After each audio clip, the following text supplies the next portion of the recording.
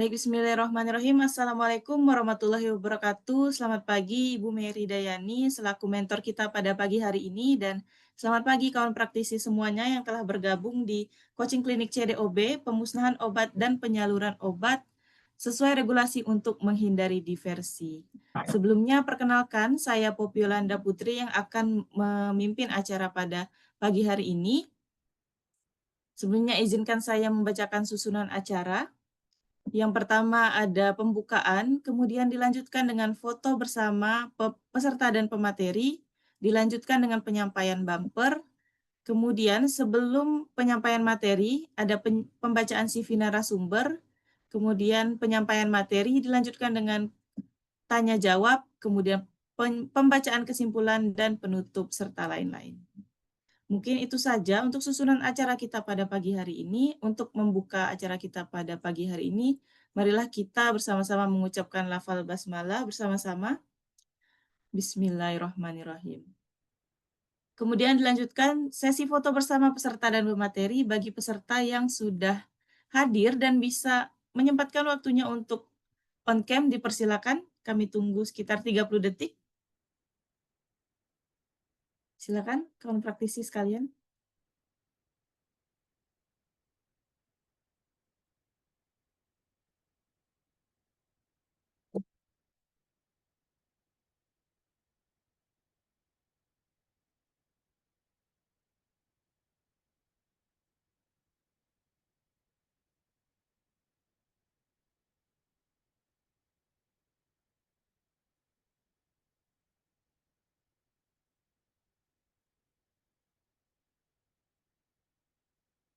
Baik, apakah masih ada yang ingin on cam, teman-teman?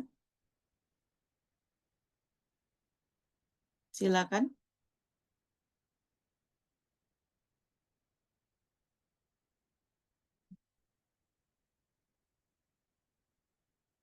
Iya, teman-teman, mungkin cuma 1 detik kita berfoto.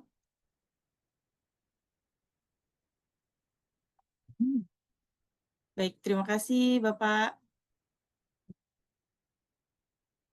Oke, mungkin bisa kita mulai saja bagi teman-teman yang...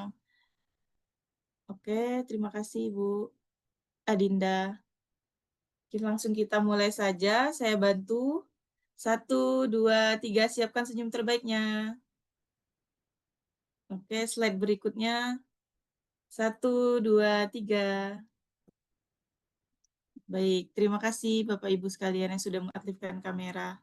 Mungkin bisa, jika ada aktivitas lain boleh lanjut untuk tetap aktif kamera ataupun di-off-kan. Mungkin sebelum penyampaian materi ya, Bapak Ibu sekalian, saya mohon izin untuk menyampaikan perkenalan nih terkait program Jadi Praktisi.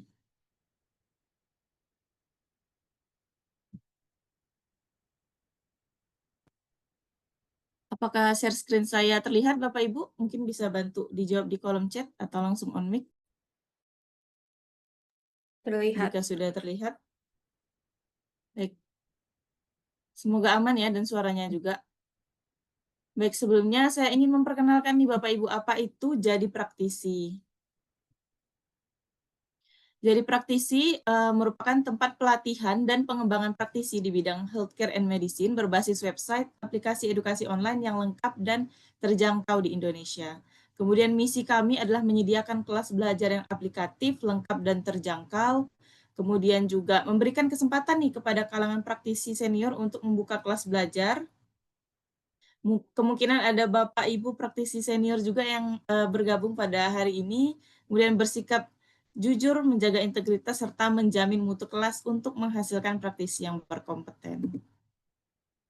Kemudian fasilitas apa saja sih yang ada di Jadi Praktisi? Yang pertama, kita berikan e-sertifikat Anda selesai belajar, juga beberapa kelas, ada SKP Kemenkes RI. Nanti untuk di bulan depan kita juga ada buka kelas SKP klinis maupun industri. Mungkin saya jelaskan di slide setelahnya. Kemudian juga modul video atau record video kelas dan rekaman belajar materi. Kemudian mentor yang berpengalaman yang juga sudah berpraktik di bidangnya masing-masing. Kemudian materi lengkap dan terstruktur, grup diskusi bersama praktisi, dan komputer based test ini untuk UKM PPAI. Kemudian juga ini mentor expert di Jadi Praktisi yang sudah mengajar di Jadi Praktisi, mungkin dari Bapak Ibu sekalian ada yang familiar ya kepada Bapak Ibu mentor. Kemudian ini juga kelas yang akan berlangsung bulan ini, dan di hari ini selain coaching klinik CDOB berlangsung kelas barista jamu mendunia, meracik jamu milenial, dan strategi sukses membangun bisnis kafe jamu. Itu diisi oleh founder Cafe Emak Jamu dari Indonesia dan founder Cafe Jamu House dari Malaysia. Jadi Ibu Zaklean ini merupakan alumni nih di kelas cari jamu dan sukses di negaranya membuka bisnis minuman jamu seperti itu. Kemudian juga di bulan ini nanti di 31 Mei ada kelas sertifikasi halal di sarana distribusi farmasi dan alat kesehatan, regulasi, implementasi, dan best practice. Nanti akan disampaikan oleh Apoteker Anita Suryaningrum. Kemudian untuk di bulan Juni, kita juga ada membuka coaching klinik CDAKB, free class juga sama seperti kelas hari ini, distribusi alkes sesuai CDAKB, penanggung jawab teknis dan tantangan penerapannya. Nanti juga akan disampaikan oleh Apoteker Mustaqim S. Kembaren, Sarjana Farmasi. Kemudian di 15 Juni kita juga membuka kelas Regulatory Affairs in Pharmaceutical, Cosmetic, Natural and Supplement Product, akan disampaikan oleh Apoteker Novina Yuniarti. Untuk kelas bulan Juni juga ada kelas cari jamu ya teman-teman, pendirian dan pelayanan geria sehat menuju praktik kesehatan tradisional yang profesional. Akan disampaikan oleh Ibu Mei Rahmawati, SKM. Dan juga di bulan Juni kita akan membuka pemahaman CPAKB untuk penanggung jawab teknis sesuai regulasi, nanti disampaikan oleh Apoteker M. Faruqi Perdana tanggal 22 Juni. Belajar. Kemudian ini dia kelas SKP, ada SKP klinis dan juga SKP industri.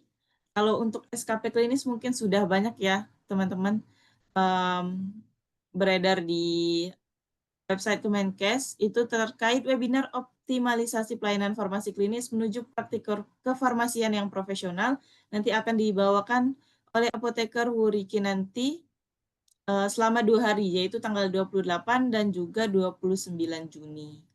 Kemudian ini SKP industri yang mungkin lumayan jarang ya untuk SKP industri. Ini ada webinar Analytical Method Validation and Impurity Profiling in Pharmaceuticals. Nanti akan disampaikan oleh Apoteker Dewandi Satya Nugraha yang bekerja di QC PT Bayer Indonesia. Kemudian untuk Jadi Praktisi sendiri juga ada program namanya Jadi Praktisi for Corporate ya teman-teman. Jadi memfasilitasi nih perusahaan atau apoteker penanggung jawab untuk training pendampingan seperti itu. Ada CPKB, kemudian ada CDOB yang nanti mungkin akan dijelaskan lebih jauh oleh mentor kita Ibu Mary, kemudian juga ada CPKB. Kemudian ada CPOB, CPOTB, dan dapat request tema lainnya. Nah, request tema lainnya contohnya ini seperti PT Meiji kemarin request tentang CSP atau Computerized System Validation. Mungkin teman-teman yang ada background industri tahu ya bahwa CSP ini juga sekarang lagi marak dan penting gitu.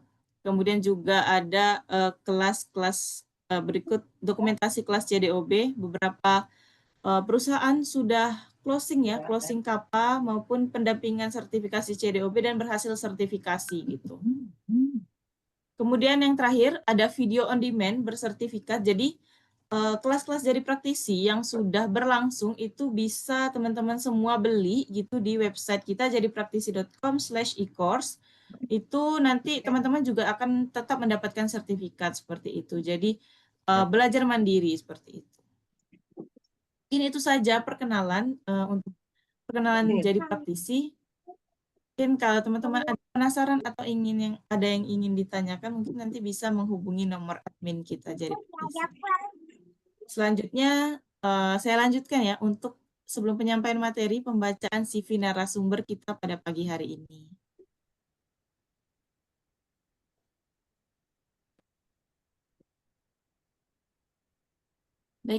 Apakah share screen saya sudah terlihat?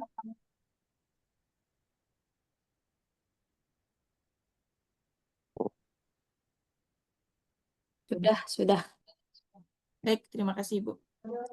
Baik, teman-teman, Bapak Ibu sekalian, pemateri kita pada pagi hari ini adalah Apoteker Mary Dayani Sarjana Farmasi.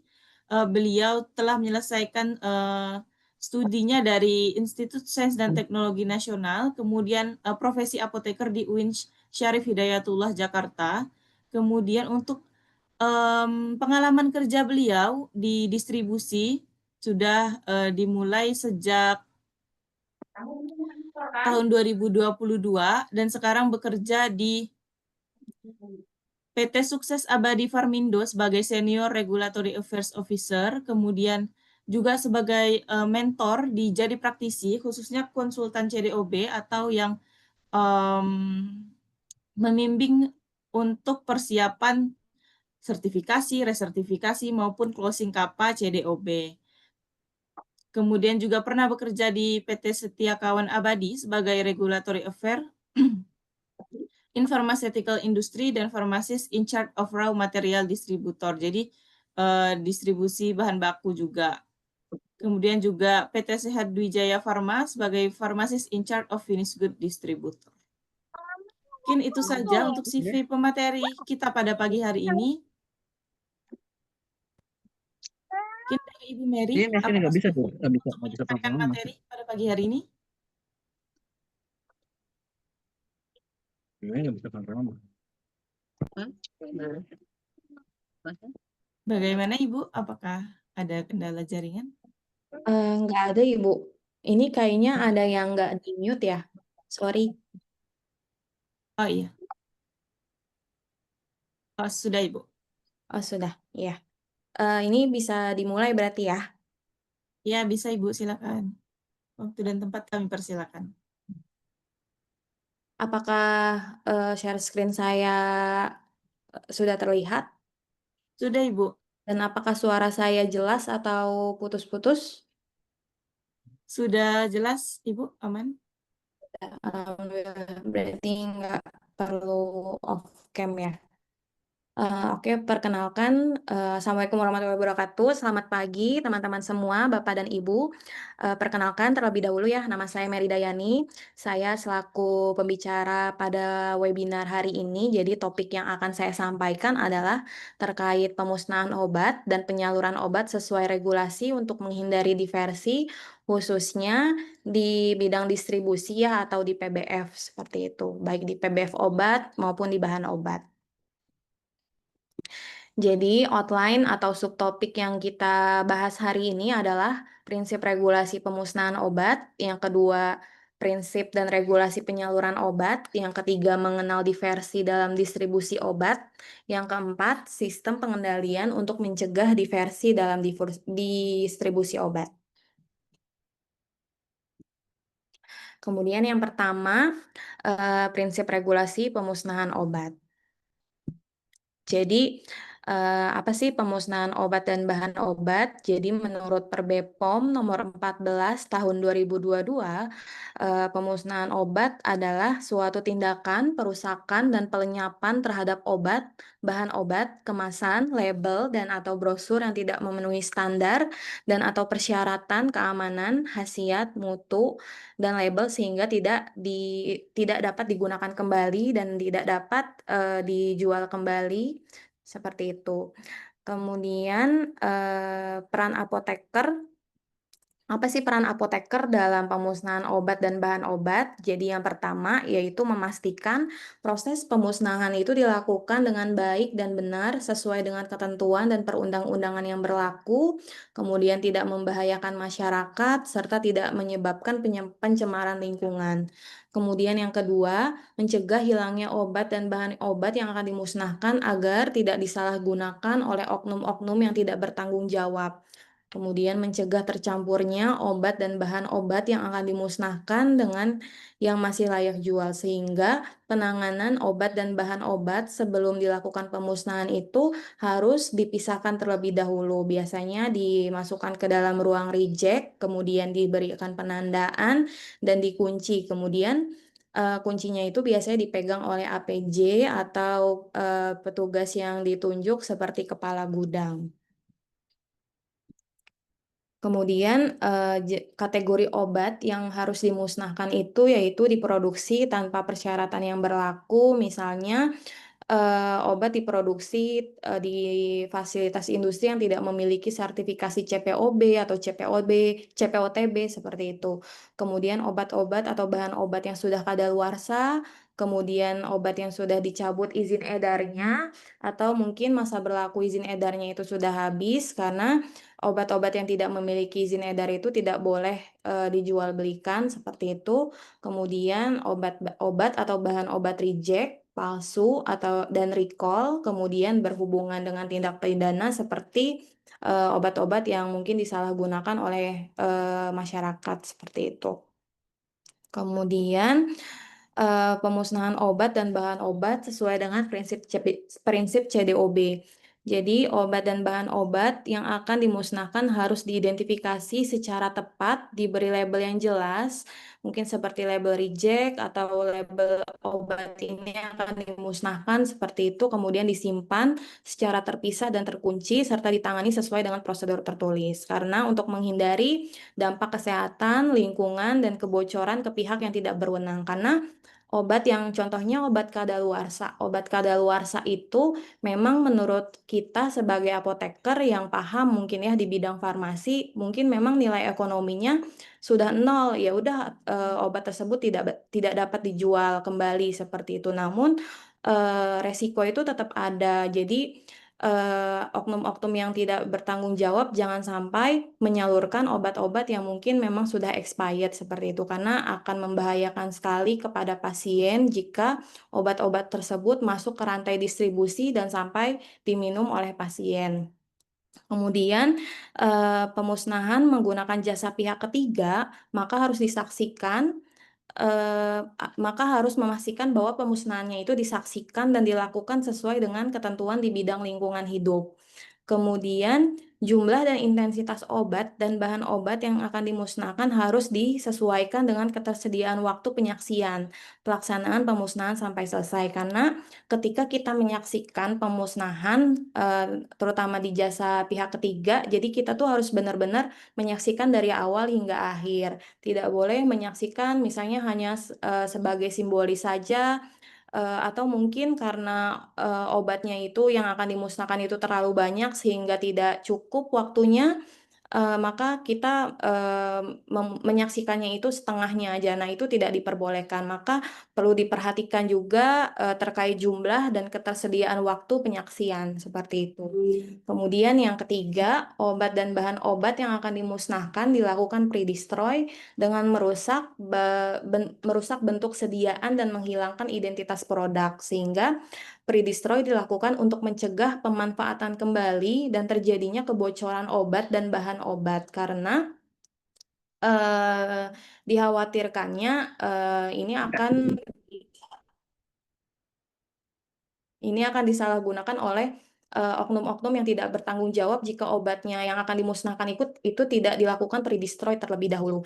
Nah, pre-destroy ini misalnya, obat sirup mungkin labelnya itu bisa dilepas, kemudian obat-obat tablet yang dalam blister itu mungkin bisa dilepaskan terlebih dahulu dari blister atau stripnya dikeluarkan, kemudian kemasannya itu dirusak sedemikian rupa sampai identitas produknya itu tidak bisa terbaca. Karena biasanya, kalau kita memusnahkan di jasa pihak ketiga itu, kita itu hanya menginfokan terkait dengan, jumlah atau dimensi dalam bentuk kilogram atau dalam bentuk palet, dalam satuan palet seperti itu. Kemudian, yang terakhir, proses pemusnahan obat dan bahan obat termasuk pelaporannya harus dilaksanakan sesuai dengan ketentuan perundang-undangan. Dokumentasi terkait pemusnahan obat dan bahan obat termasuk laporannya harus disimpan dan diarsip sesuai ketentuannya, diarsip dengan rapi karena, biasanya laporan pemusnahan obat itu akan sering ditanya oleh BPOM ya ketika audit, baik itu audit rutin ataupun audit resertifikasi. Biasanya akan ditanya terkait SOP pemusnahan, kemudian juga apakah pernah melakukan pemusnahan, kemudian juga biasanya akan akan dibaca terkait dengan BAP-nya, seperti itu. Kemudian, pemusnahan obat khususnya untuk NPP ya, narkotika, psikotropika, prekursor, OOT, obat-obat, yang beresiko untuk disalahgunakan, kemudian juga obat recall, obat palsu, ini wajib disaksikan oleh, UPT Badan POM atau mungkin Balai Besar POM setempat dan dinas dinas kesehatan setempat dan dibuatkan berita acara pemusnahan sesuai dengan peraturan undang-undang yang berlaku. Kemudian metode pemusnahan itu ada berbagai macam ya, yang pertama itu penghancuran fisik, yang kedua itu insenerasi atau pembakaran, yang ketiga pelarutan. Kemudian jika pemusnahan obat dan bahan obat menggunakan jasa pihak ketiga, maka jasa pemusnah tersebut harus merupakan Certified Disposal Agent atau lembaga pemusnah limbah resmi yang diakui oleh Kementerian Lingkungan Hidup dan Kehutanan, serta memiliki sertifikasi dan izin yang membuktikan kemampuan dalam mengelola limbah B3 atau bahan berbahaya dan beracun sesuai dengan peraturan yang berlaku. Jadi ketika Bapak dan Ibu di PBF-nya ingin melakukan pemusnahan, menggunakan jasa pihak ketiga, maka sebaiknya dilakukan kualifikasi vendor terlebih dahulu, ditanyakan terkait dengan perizinan, jasa pemusnah tersebut. Sorry ada suara ya. Terus, dilakukan kualifikasi vendor, ditanyakan perizinannya, kemudian apakah jasa pihak ketiganya itu diakui oleh lembaga Kementerian Lingkungan Hidup dan Kehutanan, seperti itu. Kemudian, biasanya setelah proses melakukan pemusnahan itu dibuatkan BAP, itu berita acara pemusnahan obat dan bahan obat. Nah, BAP-nya ini minimal berisi hari, tanggal, dan tempat lokasi pemusnah, kemudian yang kedua APJ, pemilik izin edar, ini biasanya jika pemusnahannya itu ya yang dilakukan oleh industri farmasi. Kalau yang melakukannya PBF itu berarti APJ PBF yang menjadi saksi seperti itu. Kemudian saksi pengawas biasanya dari Badan POM, kemudian pihak yang memusnahkan dan saksi lainnya. Jika ada, contohnya mungkin dari tim PBF lainnya, kayak misalnya kepala gudang, seperti itu. Kemudian nama obat, bentuk sediaan, nomor izin edar, kemudian nomor, nomor EUA ini untuk obat-obat yang digunakan pada saat kondisi emergensi. Misalnya pada waktu itu seperti vaksin COVID-19, kemudian nomor persetujuan spesial akses SIM, biasanya ini untuk bahan baku yang diimpor melalui SAS. Jadi biasanya bahan baku yang diimpor melalui SAS ini, bahan baku yang digunakan untuk pengembangan, obat seperti itu, di industri farmasi. Kemudian jumlah obat, nomor batch, kemudian cara pemusnahan, produsen, kemudian nama dan tanda tangan, seperti APJ pemilik izin edar atau jika yang memusnahkan PBF berarti APJ PBF-nya, kemudian saksi pengawas, pihak yang memusnahkan jika ada, ini untuk, jika yang memusnahkan vendor pihak ketiga, kemudian saksi lainnya, biasanya kayak kepala gudang atau mungkin tenaga teknis kefarmasiannya jika PBF-nya itu memiliki TTK. Kemudian pelaporan pemusnahan obat dan bahan obat ini tentunya perlu dilaporkan ya biasanya ke pemilik izin edar dan APJ PBF wajib melaporkan pelaksanaan pemusnahan kepada Badan POM, ini sorry, double ya. Kemudian yang kedua, laporan disampaikan secara elektronik atau non-elektronik dengan disertai berita acara pemusnahan dan kegiatan pemusnahan.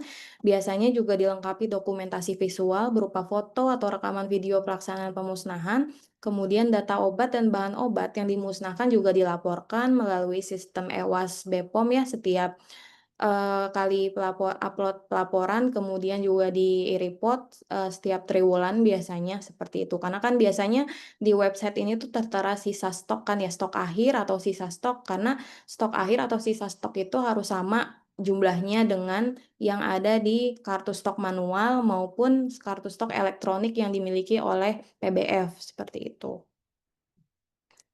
Kemudian, topik pemusnahan obat dan bahan obat sudah selesai, kita lanjut ke prinsip dan regulasi penyaluran obat. Jadi, penyaluran obat dan bahan obat itu diatur di, CDOB ya, jadi tertuang di Peraturan BPOM Nomor 6 Tahun 2020. Jadi prinsip CDOB ini, fungsinya untuk memastikan mutu dan keamanan obat dan bahan obat selama proses di rantai distribusi, mulai dari pengadaan ke pemasok, yang memiliki izin, kemudian selama pengiriman dari supplier, kemudian selama penyimpanan di PBF dengan syarat ruangan yang sesuai, dengan prinsip CBOB, sehingga hingga penyaluran ke pelanggan yang memiliki izin seperti apotik, rumah sakit, toko obat, klinik, PBF, industri farmasi. Biasanya pelanggan-pelanggan yang klien yang customer industri farmasi ini untuk PBF bahan obat ya, kemudian serta termasuk pengembalian obat dan bahan obat. Kemudian penyaluran obat atau bahan obat harus sesuai dengan prinsip CDOB, akan mencegah adanya diversi dalam distribusi farmasi.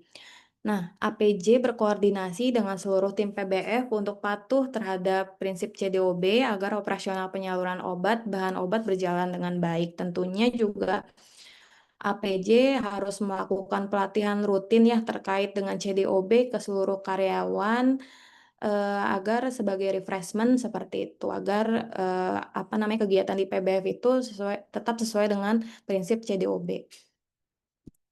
Kemudian, lanjut mengenal diversi dalam distribusi obat dan bahan obat. Jadi apa sih diversi dalam distribusi obat? Jadi diversi dalam distribusi obat merujuk pada penyimpangan atau kegiatan yang tidak sesuai dengan ketentuan peraturan perundang-undangan, sehingga menyebabkan pengelolaan obat beralih dari pihak yang berwenang ke pihak yang tidak berwenang.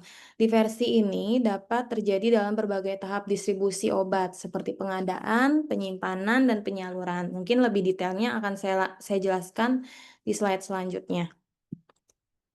Nah, diversi dalam pengadaan itu contohnya pengadaan obat yang tidak sah atau ilegal, misalnya melalui jalur distribusi yang tidak resmi atau tanpa izin yang sah. Mungkin contohnya kayak pengadaan ke, PBF yang mungkin, tidak memiliki SIP APJ, terus nomor izinnya itu, izin PBF-nya itu sudah mati atau sertifikat CDOB-nya itu sudah mati, seperti itu. Kemudian juga pengadaan terkait dengan produk-produk yang mungkin NIE-nya itu sudah tidak berlaku.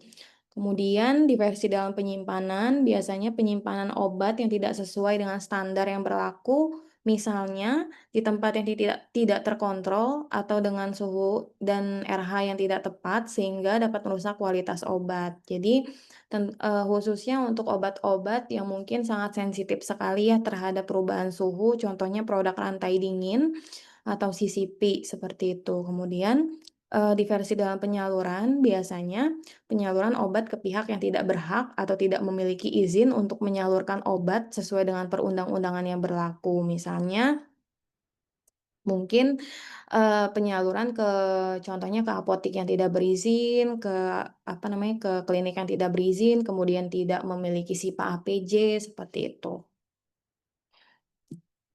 Kemudian dampak dari diversi pada distribusi obat ini, yang pertama penurunan kualitas obat, kemudian yang kedua ini biasanya terkait dengan penyimpanan ya, kemudian rentan terhadap pemalsuan obat, kemudian yang ketiga mengganggu rantai distribusi obat sehingga menyebabkan kekurangan obat di tempat yang seharusnya mendapatkan ketersediaan karena, mengakibatkan obat-obat itu kebanyakan diambil alih oleh oknum-oknum yang tidak bertanggung jawab sehingga, instansi-instansi yang memang memiliki wewenang seperti rumah sakit yang berizin, apotek yang berizin itu menyebabkan, kekurangan obat seperti itu, kemudian membahayakan kesehatan masyarakat. Kemudian yang selanjutnya, sistem pengendalian untuk mencegah diversi dalam distribusi obat dan bahan obat. Jadi ada 3 aspek ya, jadi ada aspek operasional, sarana, dan produk. Yang aspek yang pertama itu, jadi setiap kegiatan operasional pada PBF perlu tercantum pada SOP dan sesuai dengan Per BPOM Nomor 6 Tahun 2020 tentang CDOB. Kemudian sarana, jadi sarana itu harus memiliki legalitas sarana untuk memastikan sarana memiliki kewenangan. Kemudian produk, jadi informasi produk, indikasi, mekanisme terapi, pola penggunaannya, kemudian juga mungkin terkait dengan NIE, apakah masih berlaku atau tidak. Nah, kemudian, yang selanjutnya saya akan menjelaskan lebih detail tentang operasional. Jadi, seluruh tim APJ termasuk seluruh tim dari PBF itu wajib mengetahui flow operasional dari kegiatan di PBF. Jadi, saya mulai dari sisi sebelah kiri ya. Jadi ketika PBF melakukan, pengadaan tentunya harus melakukan kualifikasi pemasok terlebih dahulu. Kualifikasi pemasok itu bisa, melakukan audit langsung ataupun secara tidak langsung, misalnya Zoom meeting atau mengaudit dari segi dokumen perizinan, seperti itu. Jika pemasok ini sudah terkualifikasi dan, apa namanya, sudah memiliki wewenang-lah, perizinannya sudah lengkap, maka PBF bisa melakukan pengadaan ke supplier tersebut. Kemudian pemasok akan melakukan pengiriman kepada PBF, lalu PBF melakukan penerimaan. Nah, setelah penerimaan ini dicek, kesesuaiannya, apakah sesuai dengan yang dipesan terkait dengan nama produknya, jumlah, kemudian nomor NIE, kemudian, apa namanya, expired date-nya, apakah expired date-nya itu masih panjang, karena jangan sampai kita menerima obat yang expired-nya itu sudah mendekati gitu. Kemudian tentunya PBF melakukan penyimpanan. Nah, penyimpanan ini tentunya dilakukan, pemisahan ya, pemisahannya itu terkait dengan kategorinya, entah itu, kategorinya itu CCP sehingga harus diletakkan di dalam chiller yang suhunya itu terpantau, misalnya 2 sampai 8 derajat Celcius atau di freezer suhu beku -15 sampai -25 derajat Celcius. Kemudian juga pemisahan terkait dengan obat-obat yang rentan untuk disalahgunakan seperti NPP dan OOT, seperti itu. Nah, setelah itu tentunya obat yang sudah disimpan di masing-masing kategorinya akan disalurkan nantinya. Nah, sebelum disalurkan maka, ketika menyalurkan obat kita tentunya harus melakukan kualifikasi pelanggan. Apakah pelanggannya itu, memiliki wewenang untuk menyalurkan obat kepada pasien. Nah, kita, berpindah ke sisi sebelah kanan. Jadi, tentunya PBF melakukan kualifikasi pelanggan ketika, pelanggan dinyatakan terkualifikasi atau memiliki wewenang untuk menyalurkan obat kepada pasien, maka biasanya pelanggan melakukan pesanan dengan mengirimkan surat pesanan. Nah, surat pesanan ini tentunya akan dicek oleh APJ, apakah sesuai atau tidak, apakah obatnya ini, tersedia atau tidak, seperti itu. Kemudian apakah juga, instansi atau customer pelanggan itu, berhak untuk memesan obat tersebut. Karena biasanya kan contohnya kayak toko obat itu kan nggak boleh ya menyalurkan atau memesan obat, golongan keras seperti itu, hanya, obat-obat golongan bebas terbatas dan obat bebas. Nah, kemudian, ketika surat pesanan ini dinyatakan benar oleh APJ, maka, pihak PBF melakukan pengambilan pengambilan berdasarkan, surat pesanan yang disetujui dan faktur yang sudah dicetak. Kemudian juga setelah melakukan pengambilan tentunya dicek, kesesuaiannya terkait nama, jumlah, expired date dan sebagainya menyesuaikan dengan, surat jalan atau faktur yang sudah cetak, kemudian dilakukan pengemasan. Nah, setelah dilakukan pengemasan, dilakukan pengiriman dan dilakukan pengiriman ke pelanggan, kemudian pelanggan menerima. Kemudian, sampai sini belum selesai tentunya, pasti di tengah jalan ada case-case mungkin ketika, pelanggan ini sudah memesan, ada case di mana, apa namanya, suatu saat obatnya itu mendekati ED. Nah, biasanya kalau PBF Bapak dan Ibu membolehkan untuk meretur, pelanggan itu akan meretur. Jadi tapi tergantung ya, biasanya kan ada PBF yang, mengatur tidak boleh meretur atau boleh meretur tapi minimal 6 bulan sebelum ED gitu. Nah, ketika melakukan pengembalian, biasanya pelanggan melengkapi dengan dokumen-dokumen seperti dengan membuktikan apakah memang, obat tersebut pernah dipesan oleh ke PBF tersebut. Misalnya, melengkapi kopi faktur seperti itu. Kemudian PBF melakukan penerimaan, kemudian PBF melakukan penyimpanan. Penyimpanan ini tentunya, dilakukan di pemisahan ya, tentunya kan nggak boleh dijual lagi ya karena kan mendekati ED. Nah, dilakukan pemisahan setelah, one day ketika mungkin sudah waktunya ED dan sudah terjadwal dimusnahkan, maka akan dilakukan pemusnahan, seperti itu. Mungkin itu flow proses dari operasional di PBF, kurang lebihnya seperti itu. Nah, kemudian operasional juga ada beberapa aspek ya. Yang pertama, the right time harus mempertimbangkan kinerja pemasok, lead time, kapasitas penyimpanan. Jadi ketika kita melakukan pengadaan jangan sampai terlalu overload ya, jadi kapasitasnya tidak muat sehingga, kita menyimpan obat-obat tidak sesuai persyaratan, misalnya obat bergeletak di lantai karena kan harus di atas rak atau di atas palet ya. Kemudian terkait dengan pengiriman kepada pelanggan, karena jangan sampai pengirimannya itu terlalu lama ya, jaraknya terlalu lama dengan surat pesanan yang sudah dikirim oleh pelanggan.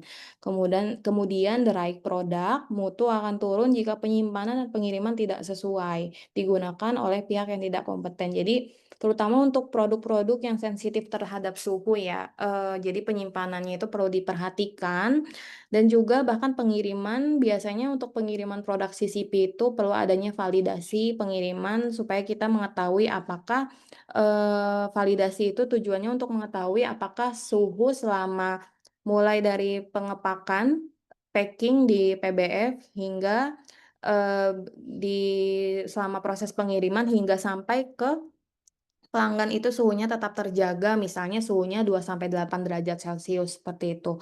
Kemudian the right quantity, jumlah berlebihan juga akan mengakibatkan potensi penyalahgunaan, kemudian kapasitas berlebihan, dan dikhawatirkan obatnya itu dead stock atau tidak berjalan, kemudian obatnya itu ED. Sehingga, beresiko untuk terjadinya pemusnahan.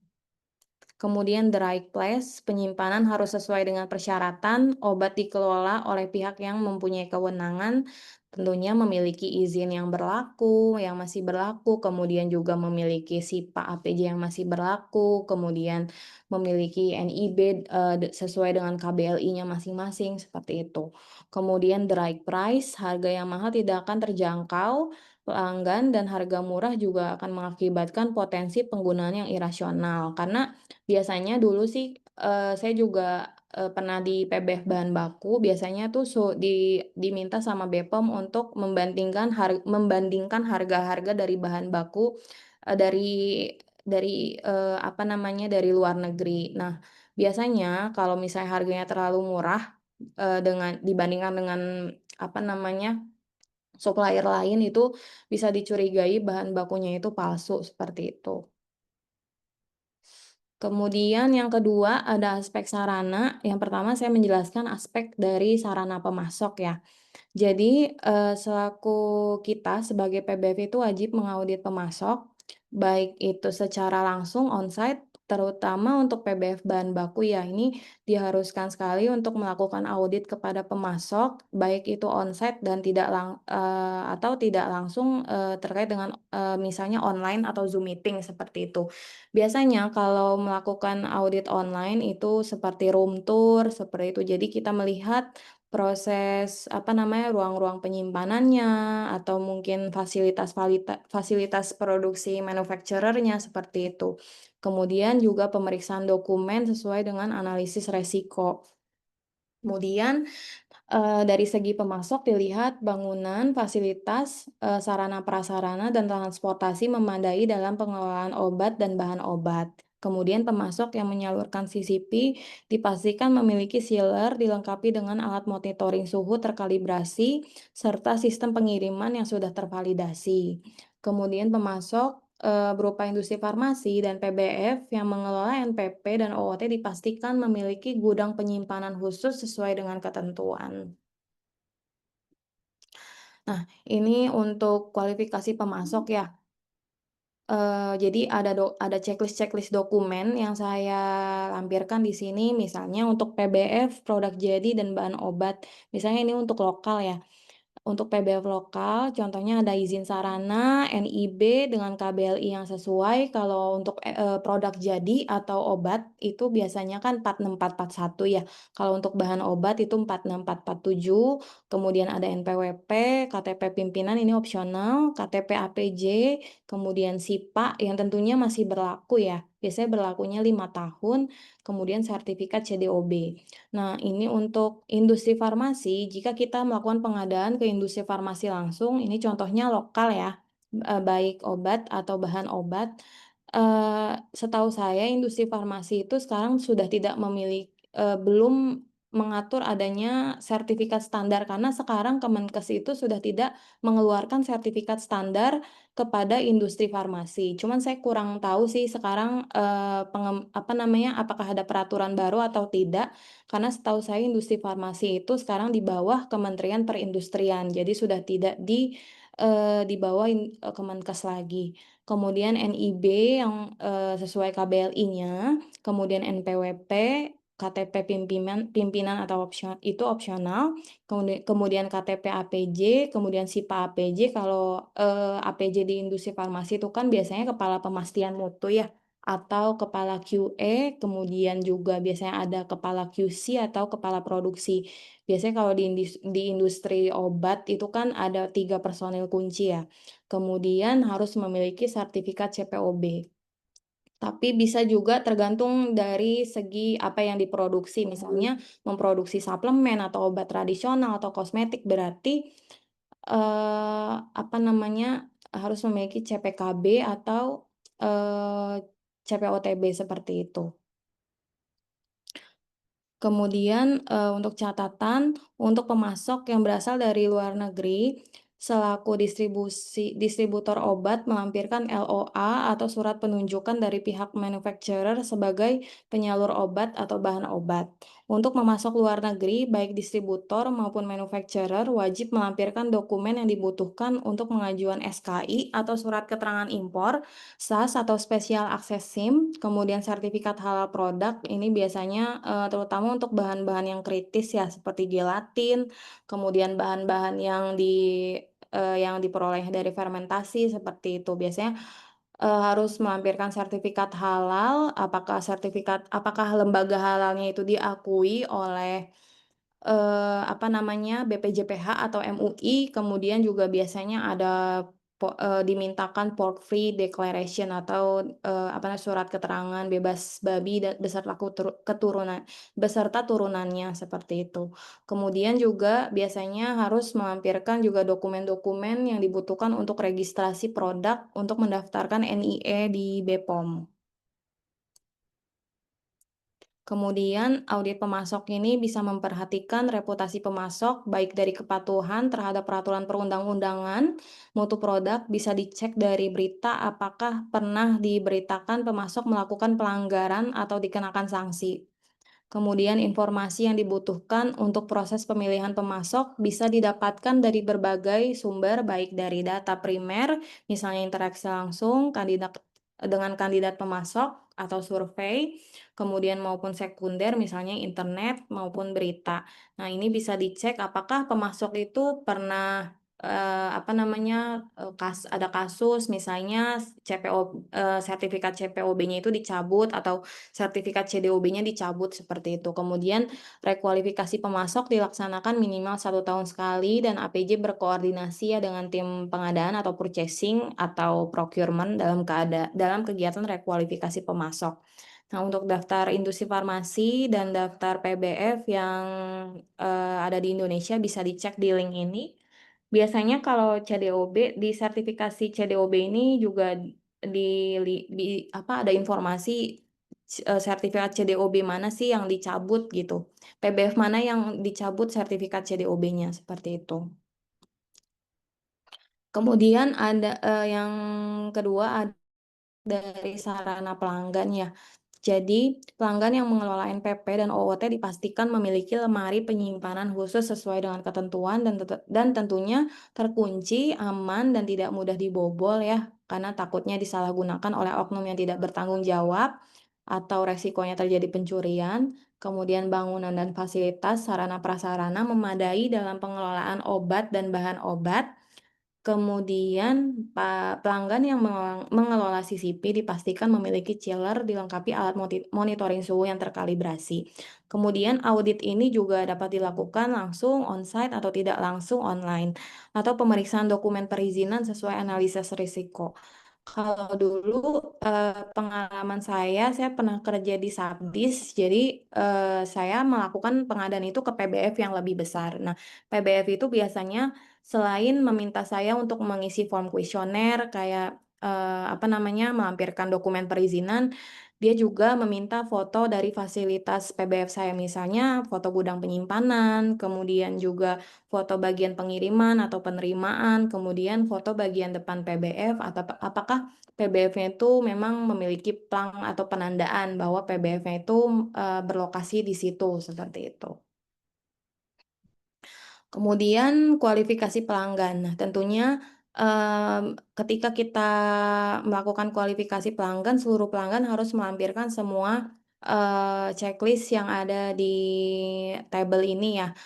Sebenarnya semuanya hampir sama, cuma yang membedakan, ada PBF ya. PBF itu harus misalnya pelanggan kita itu ada PBF. Nah, PBF-nya itu harus memiliki sertifikasi CDOB, seperti itu. Kemudian juga untuk kalau pelanggannya industri farmasi, biasanya ini pelanggan-pelanggan untuk PBF bahan obat, ini tentunya harus memiliki, CPOB ya. Tapi, apa namanya, industri farmasinya juga tergantung, biasanya ada industri obat tradisional, ada industri kosmetik, biasanya melampirkan juga, CPOTB atau CPKB, sertifikat CPKB, seperti itu. Kemudian untuk toko obat berizin biasanya itu dia nggak melampirkan SIPA, jadi karena kan penanggung jawab toko obat itu kan, TTK ya, jadi cukup melampirkan SIP TTK aja.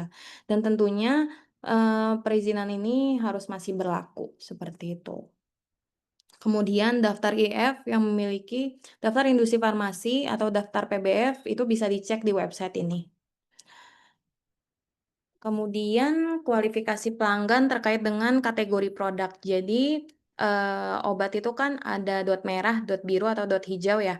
Nah, dot merah ini menandakan obat keras, dot biru ini obat bebas terbatas, dot hijau ini obat bebas. Jadi, sebenarnya seluruh seluruh, instansi boleh menyalurkan obat ini kecuali toko obat berizin. Jadi toko obat berizin itu tidak boleh menyalurkan obat keras, seperti itu. Kalau lembaga ilmu pengetahuan ini biasanya dia untuk penelitian, jadi bukan untuk disalurkan ke tangan pasien, seperti itu.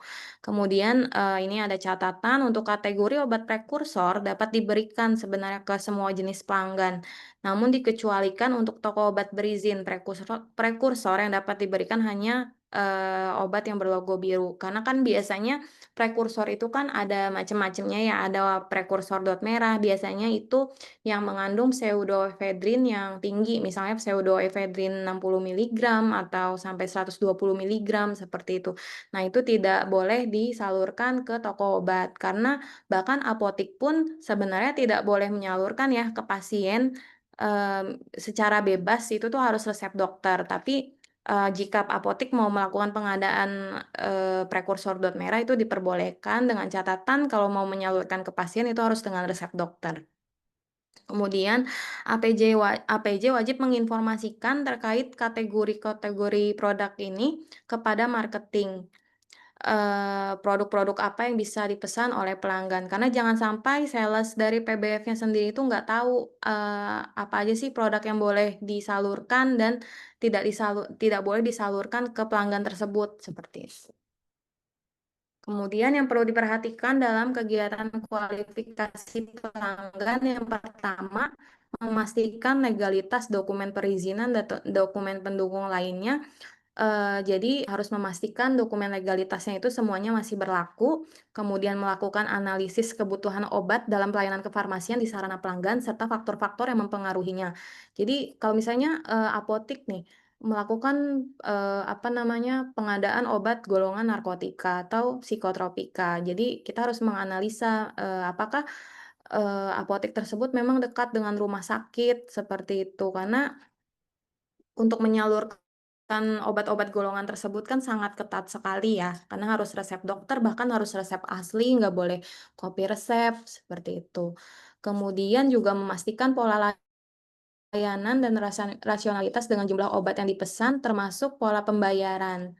Kemudian yang keempat, sarana apotik yang tidak ada praktek dokter atau fasilitas kesehatan di sekitar apotik, namun melakukan pembelian jenis sediaan injeksi. Karena kan sediaan injeksi ini kan biasanya masuk ke dot merah ya atau obat keras seperti itu, karena tidak boleh dijual belikan tanpa resep dokter.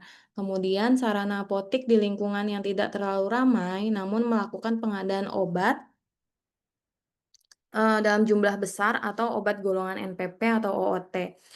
Kemudian pertimbangkan jika ada pemesanan jumlah obat besar yang sedang obat-obat dalam pemesanan jumlah besar obat yang sering dijadikan BKO. Apa sih BKO? Jadi BKO itu bahan kimia obat.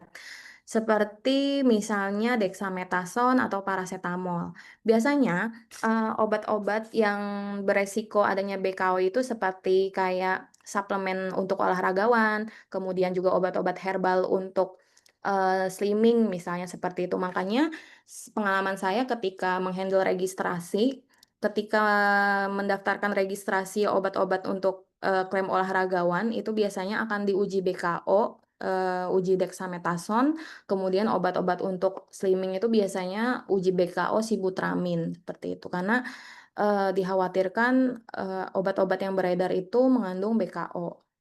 Kemudian evaluasi dan rasionalitas jenis, frekuensi, jumlah antimikroba yang dipesan. Karena, perlu dicurigai juga ya kalau misalnya apotik, melakukan pengadaan, antibiotik dalam jumlah yang sangat besar. Sedangkan antibiotik itu kan harus menggunakan resep dokter ya, dan tidak boleh dijual bebas kepada pasien, seperti itu.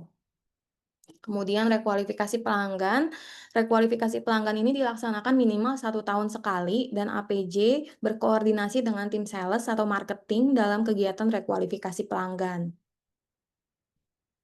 Kemudian sarana distribusi berdasarkan kontrak. Pengelolaan sarana distribusi berdasarkan kontrak harus mencakup manajemen risiko mutu, meliputi yang pertama kompetensi dan kesesuaian penerima kontrak, yang kedua penetapan tanggung jawab dan proses komunikasi antar pihak yang berkepentingan. Kemudian yang ketiga, pihak PBF, harus memantau dan mengevaluasi kinerja penerima kontrak. Nah, contohnya ini ada kontrak fasilitas penyimpanan dengan ketentuan pemberi kontrak mendapat persetujuan perubahan fasilitas dan denah bangunan dari BPOM. Jadi ketika kita mau menambah fasilitas penyimpanan misalnya, kemudian kita melakukan kontrak fasilitas penyimpanan dengan menyewa gudang, jadi harus lapor ke BPOM dan harus disertifikasi CDOB. Kemudian pengelolaan di gudang penerima kontrak memenuhi CDOB, pengelolaan di oh ya ini double, sorry. Kemudian, jenis kontrak lainnya, jasa transportasi, kemudian pest control, kebersihan, jasa kalibrasi, vendor pemusnahan obat. Kemudian yang menyangkut terkait dengan penyaluran, terutama terkait dengan jasa transportasi ya, akan saya jelaskan di slide selanjutnya. Hal yang harus apa namanya, hal yang harus ada dalam kontrak vendor transportasi itu yang pertama, penanganan barang hilang. Yang kedua, prosedur pengembalian produk rusak selama proses kirim ke pemberi kontrak disertai dengan berita acara.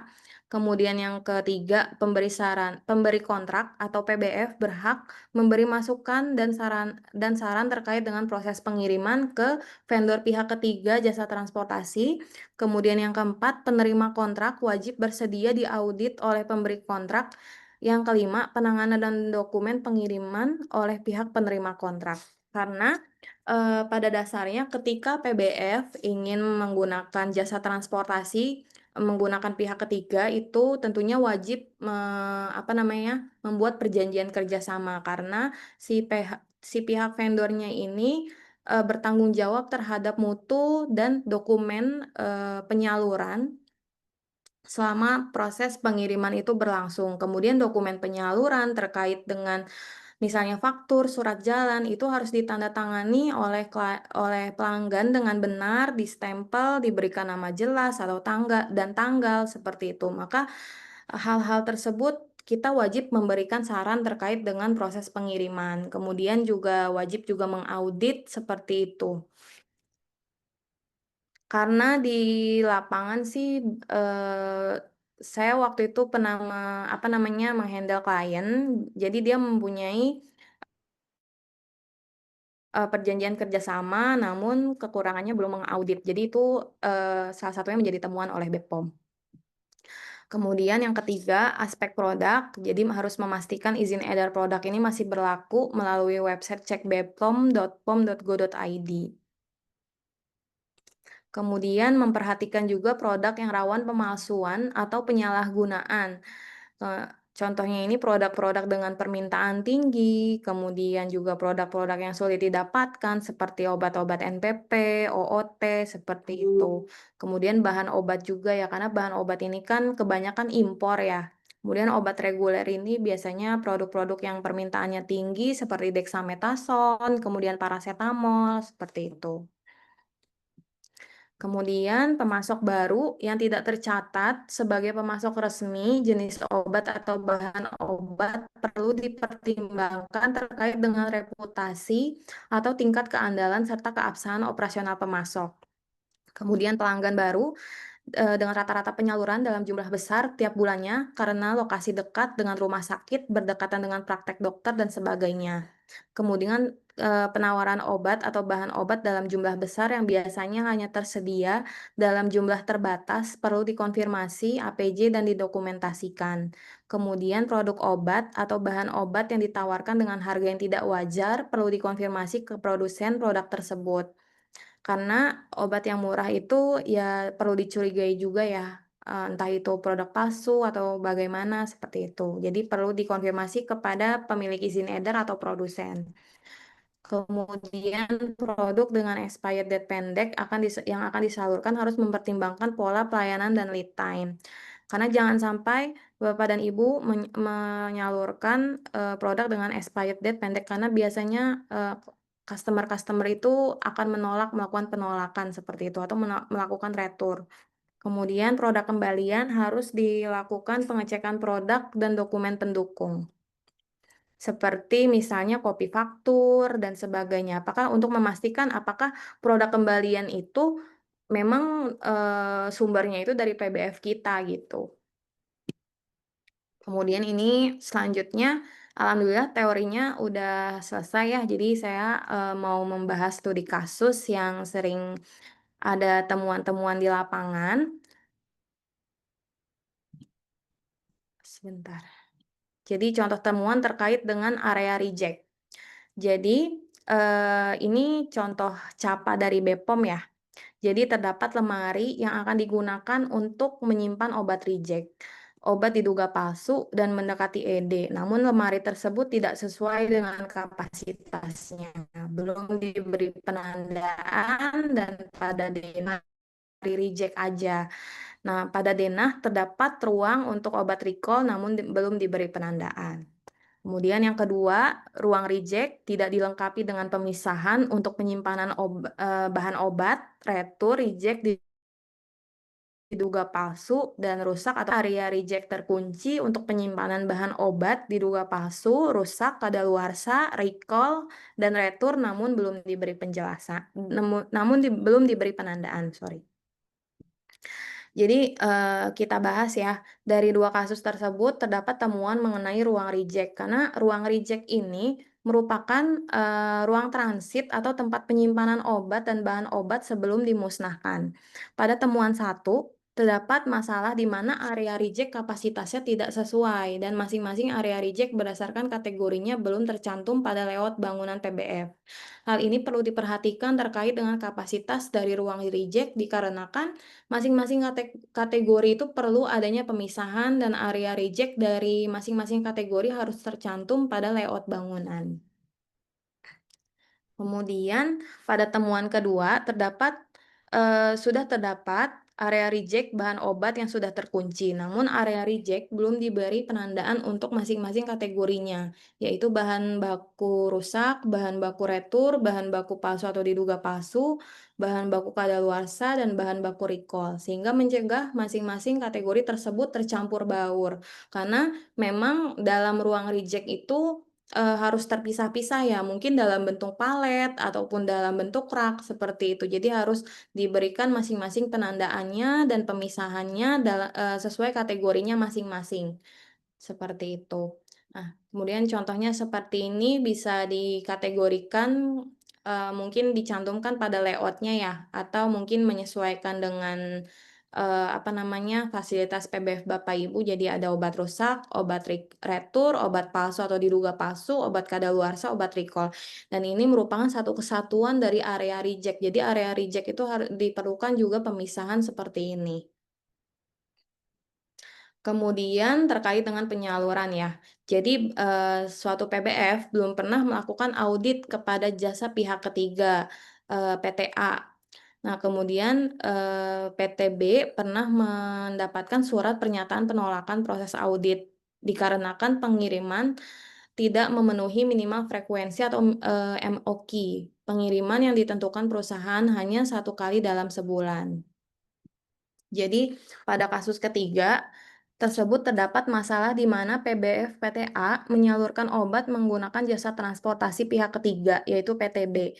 Namun, PTB menolak untuk diaudit dikarenakan jumlah pengiriman itu tidak sesuai dengan MOQ.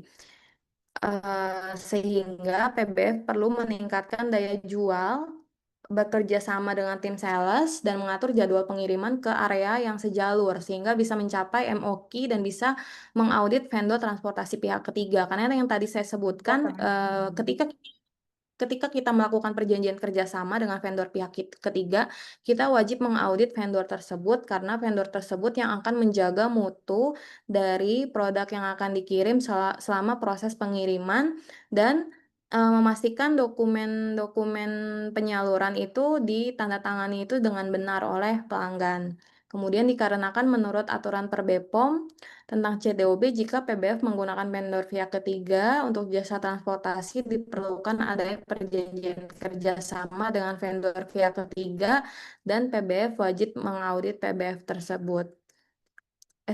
Vendor pihak ketiga dan PBF wajib mengaudit vendor, ini maksudnya vendor ya, tersebut apakah selama proses pengiriman sesuai dengan aturan CDOB, sehingga mutu obat selama proses hingga ke tangan pelanggan itu bisa terjaga. Saya exit dulu.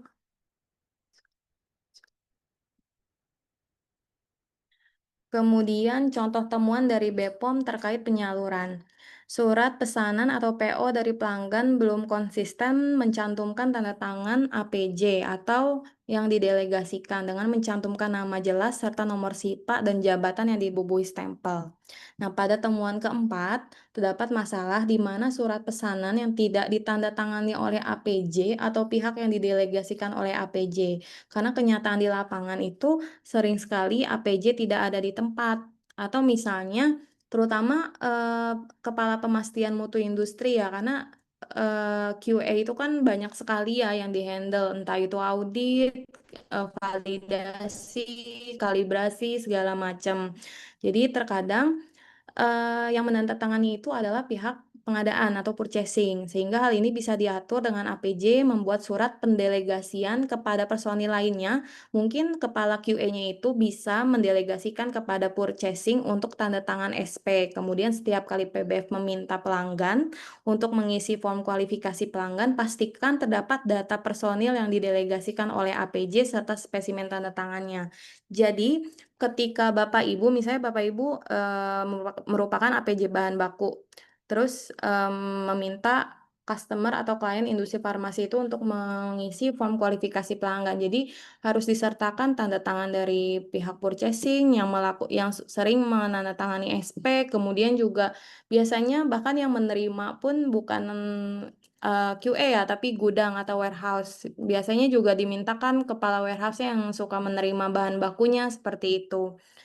Kemudian namun, terkait dengan catatan, namun jika kategori obat dan bahan obat yang dipesan adalah golongan NPP dan OOT, maka SP itu wajib di-TTD oleh APJ. Jadi, selama ini sih saya konsul ke Bepom biasanya, seperti itu sih. Jadi, Bepom memberikan keringanan, yang penting kalau misalnya bahan bakunya itu reguler, ada di form kualifikasi pelanggannya itu tercantum spesimen tanda tangan dari misalnya purchasing atau bagian gudang yang suka menerima. Namun dengan catatan kalau obat-obat yang sering disalahgunakan biasanya itu wajib ditanda tangan APJ, seperti itu.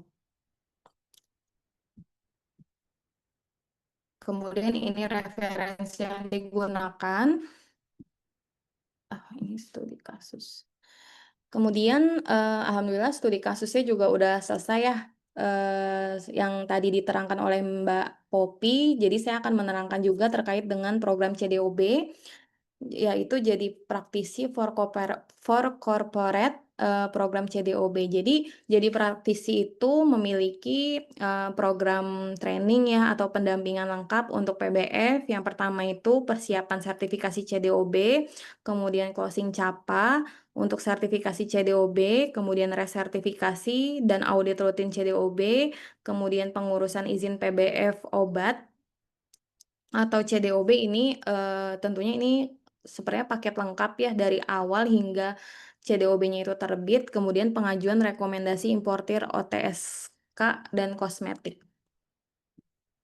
Jadi untuk persiapan sertifikasi CDOB-nya itu model pelatihannya seperti penyampaian materi, seperti 12 aspek CDOB, kemudian inspeksi dan audit sertifikasi CDOB. Kemudian yang kedua, pendampingan penyusunan SOP, form, dokumentasi mutu, kemudian checklist aspek penilaian asesmen CDOB. Nah, outputnya ini draft lengkap, dokumen, dan layout untuk pengajuan awal. Jadi kita ini mendampingi PBF untuk persiapan sertifikasi CDOB. Nah, durasinya ini 4 minggu dan terdapat 2 kali sesi Zoom untuk membahas terkait dengan dokumen-dokumen mutu apa saja yang harus dipersiapkan, kemudian juga pelatihan terkait CDOB.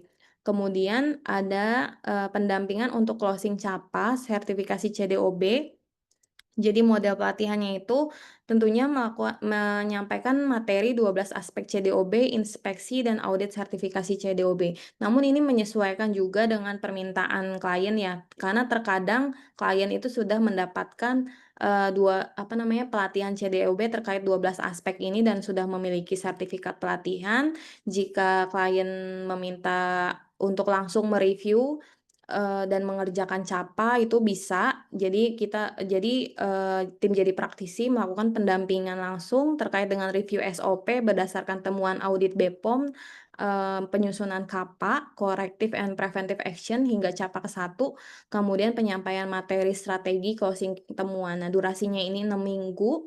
Output utamanya dokumen CAPA lengkap dan CAPA-nya ini close. Jadi ini ada 2 kali sesi Zoom. Jadi di sini kita maksimalkan di CAPA ke-1 ya. Jadi biasanya kalau, supaya kalau misalnya ada yang masih kurang dari Bepom, meminimalisir adanya CAPA kedua, seperti itu. Karena biasanya kalau untuk CAPA kedua itu bisa konsultasi, Bepom itu menyediakan untuk desk konsul. Kemudian ini untuk pengurusan CDOB dari awal hingga akhir ya, jadi, sertifikat CDOB-nya itu terbit, jadi monitoring pemberkasan OSS atau PB-UMKU, kemudian pemberkasan, surat perintah bayar, surat perjanjian notaris untuk APJ, izin IDAK, ini IDAK untuk alkes ya atau PBF, penyampaian materi 12 aspek CDOB atau CDAKB ini untuk alkes, inspeksi dan audit sertifikasi CDOB dan CDAKB, kemudian pendampingan penyusunan SOP, formulir dan dokumen-dokumen mutu lainnya, kemudian checklist aspek penilaian asesmen CDOB dan CDAKB, kemudian pendampingan closing CAPA. Ini durasinya 12 minggu, ada 4 kali sesi Zoom dan 1 kali offline. Kemudian output utamanya sertifikatnya siap diajukan dengan kesiapan dokumen dan tim sampai mendapatkan sertifikat CDOB atau CDAKB untuk alkes. Kemudian di sini ada persiapan resertifikasi CDOB, atau misalnya kalau Bapak Ibu diaudit rutin oleh BPOM kemudian terdapat CAPA dan butuh pendampingan CAPA juga kami bisa melayani. Jadi model pelatihannya itu kalau Bapak Ibu belum pernah melakukan pelatihan, belum pernah mengikuti pelatihan CDOB juga kami bisa melakukan penyampaian materinya pada pendampingan ini. Kemudian asesmen kondisi terkini, PBF atau ALKES, monitoring persiapan submit, resertifikasi, kemudian tips menjawab CAPA. Nah, kalau misalnya untuk audit rutin ini nanti kita bantu juga untuk pengerjaan CAPA-nya seperti itu. Karena waktu itu pernah juga ada klien terkait dengan audit rutin oleh BPOM. Kemudian output utamanya perusahaan telah siap untuk melakukan submit untuk dokumen yang diperlukan untuk resertifikasi serta CAPA-nya itu close untuk audit rutin CDOB-nya. Kemudian durasinya itu 4 minggu, kemudian terdapat 2 kali sesi Zoom untuk terkait pembahasan seluruh model pelatihan ini.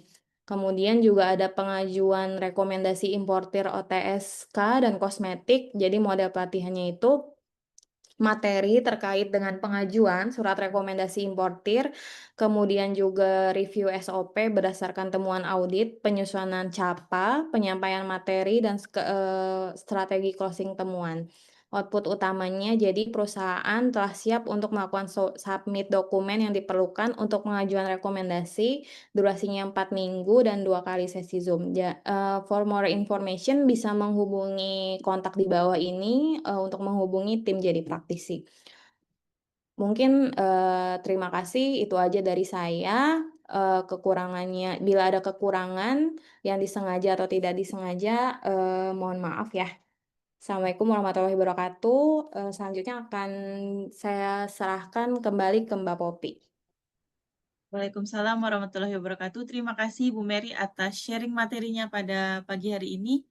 Mungkin dari kawan praktisi sekalian ada yang ingin ditanyakan, kami buka sesi tanya jawab sekitar 30 menit ya, Bapak Ibu. Nanti untuk format pertanyaannya bisa di kolom chat, nanti bisa sebutkan nama asal atau institusi, kemudian pertanyaan gitu.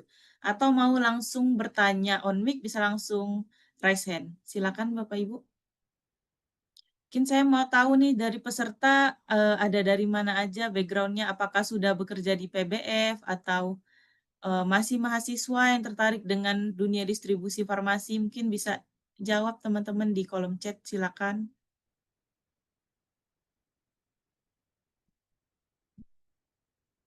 Dari mana aja nih?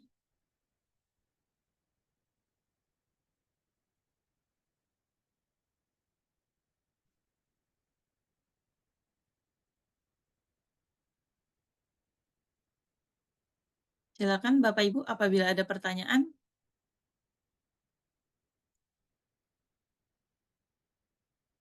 Oke, mungkin sambil menunggu pertanyaan ya. Untuk kawan praktisi yang ingin mendapatkan soft file materi tadi yang sudah disampaikan lengkap oleh Ibu Mary, kemudian rekaman webinar beserta sertifikat, nanti silahkan teman-teman semua membuat resume singkat dari materi hari ini, nanti dikemas menarik menggunakan Canva atau aplikasi lainnya yang teman-teman bisa nanti berupa PDF atau foto ya, nanti bisa diupload resumenya di LinkedIn ataupun Instagram, nanti bisa tag di Instagram atau LinkedIn-nya jadi praktisi. Kemudian untuk batas waktunya sampai Jumat hingga 30 Mei 2025, nanti setelah itu akan kami kirimkan fasilitas-fasilitas yang bisa teman-teman dapatkan. Ini dari Luciana, dari Apotek, tapi minat ke PBF, Kak. Mungkin ada pertanyaan, Kak Luciana?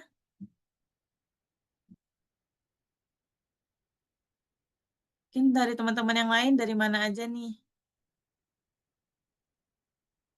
Oh, ini ada pertanyaan dari... Mungkin langsung saya bacakan saja ya, Ibu Mary. Baik. Mungkin sedang... Oh iya, istirahat sebentar. Ini dari RN Bandung atau apa nih? Dari Bapak siapa ya kalau boleh tahu? Izin bertanya Bu, untuk laporan pemusnahan apakah cukup ke Balai POM dan Dinkes Prof saja atau harus ke BPOM juga? Silakan Ibu Mary. Eee, Assalamualaikum warahmatullahi wabarakatuh. Terima kasih pertanyaannya, sangat bagus sekali ya. Jadi kalau untuk, BAP atau berita acara pemusnahan atau laporan pemusnahan itu bisa dibuat 4 rangkap ya. Jadi bisa untuk ke Balai POM, Badan POM sendiri. Balai POM-nya misalnya kan Bapak Ibu mungkin di luar, daerah seperti itu. Jadi Balai POM setempat, Badan POM pusat, kemudian Dinkes provinsi, sama untuk arsip, arsipnya itu untuk disimpan seperti itu. Biasanya sih seperti itu, Bu. Jadi dikirim laporannya ke semuanya, dibuat 4 rangkap. Oh iya. Baik, apakah sudah terjawab Ibu Tansah? Silakan Ibu langsung on mic saja, nggak apa-apa. Iya Bu, sudah. Terima kasih Bu. Kebetulan kemarin PBF saya baru melakukan pemusnahan, tapi kemarin saya nanya ke Balai POM, katanya cukup ke Balai POM Bandung saja sama ke Dinkes Provinsi. Jadi agak bingung apakah harus ke BPOM atau enggak gitu. Terima kasih Bu. Oh gitu, ya apa namanya, kalau misalnya berdasarkan hasil konsul Ibu seperti itu berarti nggak apa-apa. Cuman, pengalaman saya waktu itu sih ngirim semuanya gitu, jadi karena, mengkhawatirkan. Seperti itu sih, karena waktu itu saya bahan baku sih, Bu. Jadi bahan baku itu Baik. kan di BPOM Pusat itu kan ada, Direktorat Ekspor Impor ya, jadi harus ngelapor ke mereka juga. Maaf Bu, kebetulan kan kemarin pemusnahan tuh ada OOT juga ya Bu. Apakah Mhm, di BPOM itu ada BPOM Pusat juga ada Direktorat OOT gitu, jadi harus ngelaporin ke BPOM atau udah cukup aja ya? cukup sih kalau misalnya kata Balai BPOM Bandung tadi ya, Balai Iya. BPOM Bandung ke UPT Balai POM setempat nggak apa-apa. Oh iya Bu, terima kasih Bu. Iya. Baik, terima kasih Ibu Tansah dan Ibu Mary. Mungkin dari Bapak Ibu dan teman-teman lainnya ada pertanyaan, silakan. Langsung raise hand saja. Ya, baik, ada dari Bapak Muhammad Nasrullah, silakan Bapak. Langsung open mic.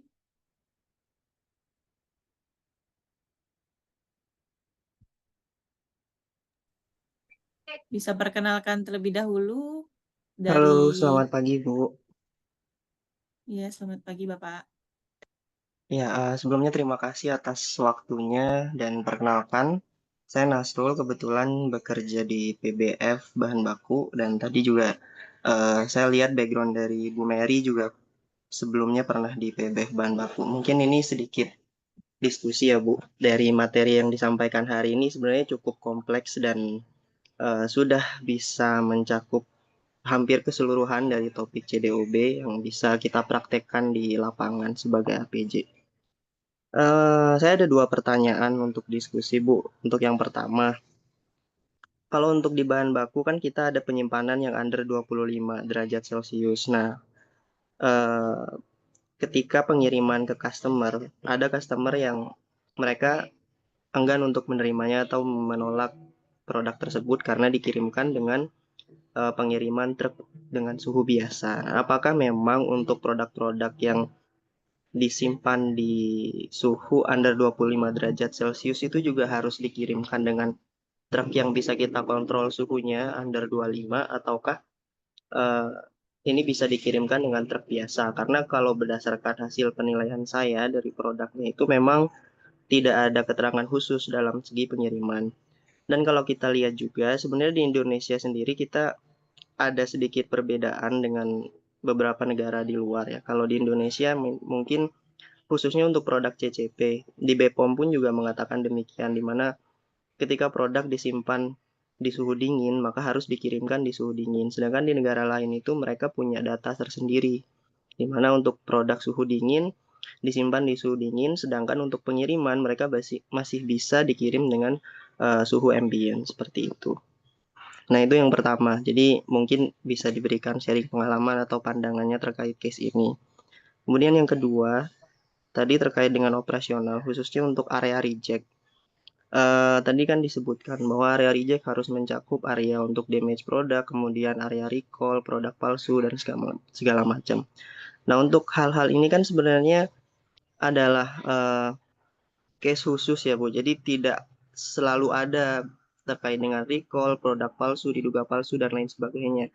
Nah, apakah memang harus tersedia area juga di area reject tersebut dengan penandaan yang sesuai atau bagaimana? Karena kalau saya melihat jika hal ini hanya case-case khusus, kalau misal kita memang sudah menyediakan area tersebut, tapi ternyata tidak kita pakai, otomatis sehari-hari area tersebut akan kosong. Dan menurut saya itu tidak bisa dioptimize untuk penyimpanan area di image-nya sendiri. Karena kebetulan untuk bahan baku kan mungkin ya Ibu juga memiliki pengalaman sebelumnya di bahan baku, damage-nya seperti apa, banyaknya seperti apa.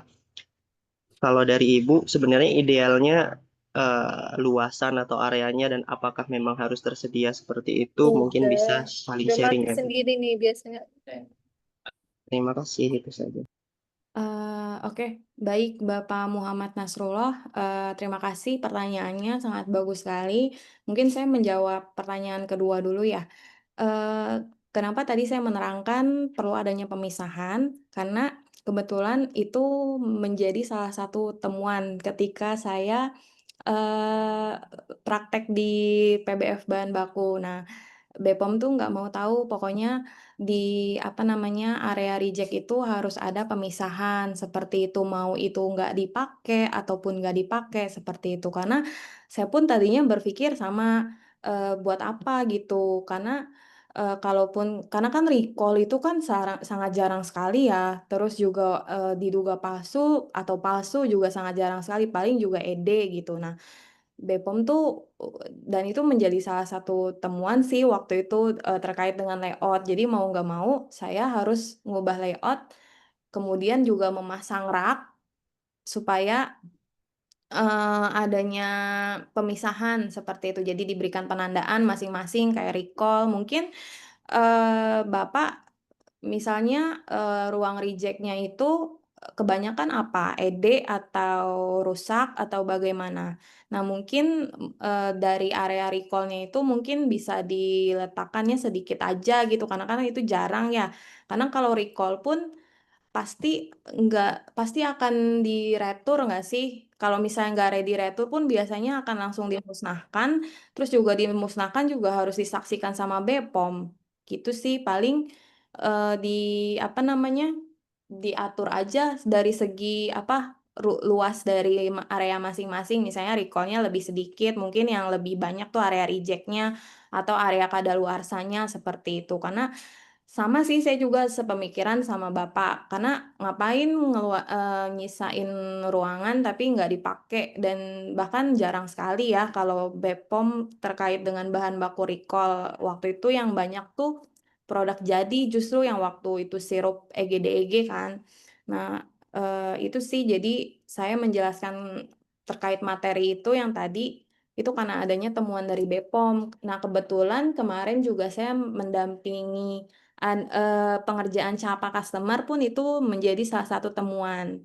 Jadi, area reject itu harus dipisah-pisah, seperti itu, Pak. Menjawab nggak ya untuk pertanyaan kedua?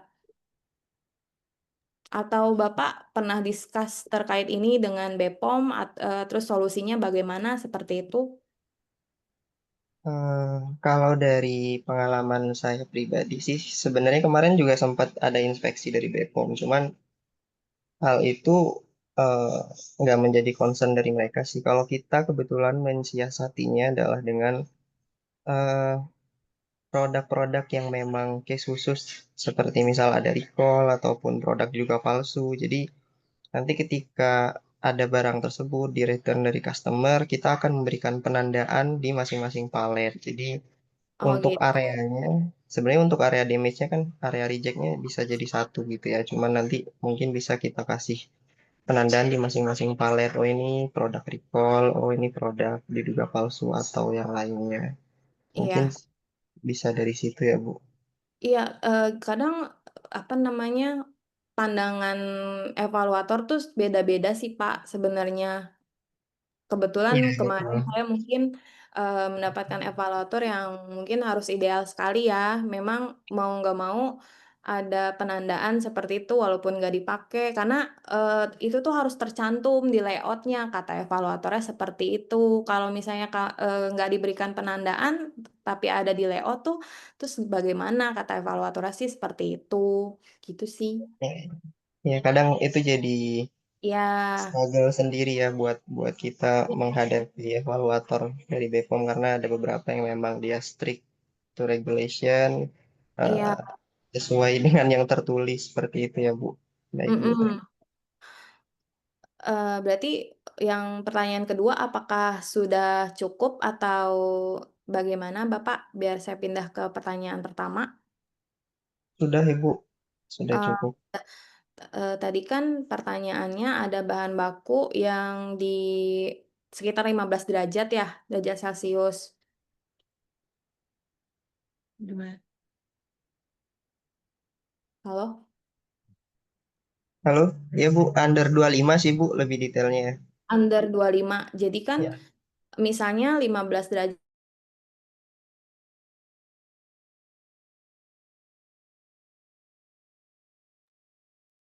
Mungkin sedang terkendala jaringan ya Ibu Mary ya? Nya itu di bawah 20, Pak.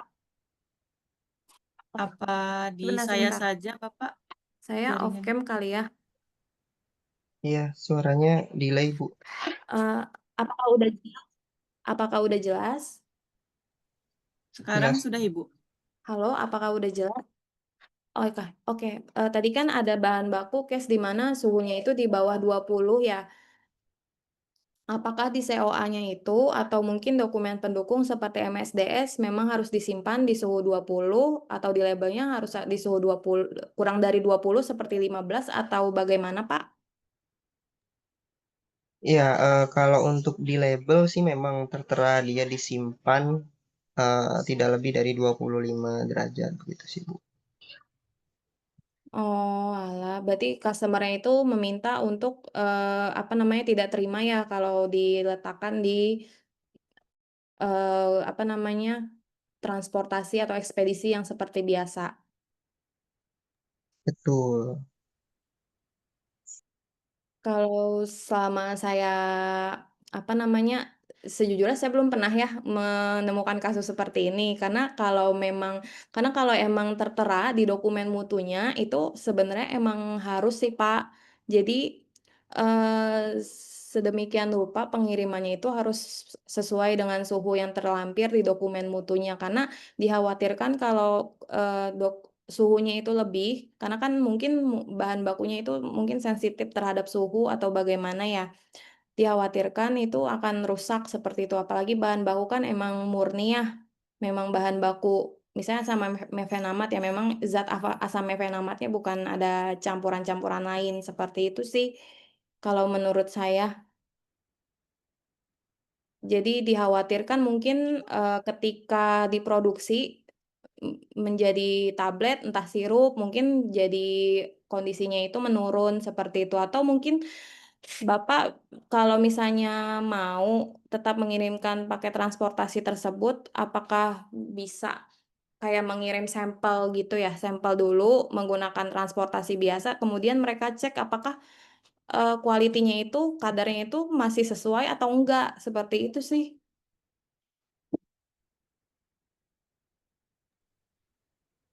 Iya, sebenarnya kan kalau di dokumen produknya itu cuma di state terkait dengan storage ya Bu. Yang Mhm, terkait dengan proses distribusinya mereka nggak nge-state apa-apa terkait suhu proses pengirimannya dan kiriman dari supplier pun dari luar negeri ke Indonesia itu juga pakai truk biasa ya. Jadi mhm. menurut kita kan dari hasil asesmen itu mungkin dari supplier juga tidak menentukan terkait dengan proses pengirimannya harus suhunya berapa. Jadi kita pilih pengiriman dengan truk biasa akhirnya ke customer. Namun Terus di di customer ternyata mereka sepertinya punya semacam apa ya aturan tersendiri lah gitu untuk produk-produk yang memang disimpan di suhu dingin mereka maunya dikirim di suhu dingin atau under 25 gitu. Oh gitu, tapi mereka tetap menolak gitu ya, walaupun nggak mau dicoba ngirim sampel dulu terus dicek gitu?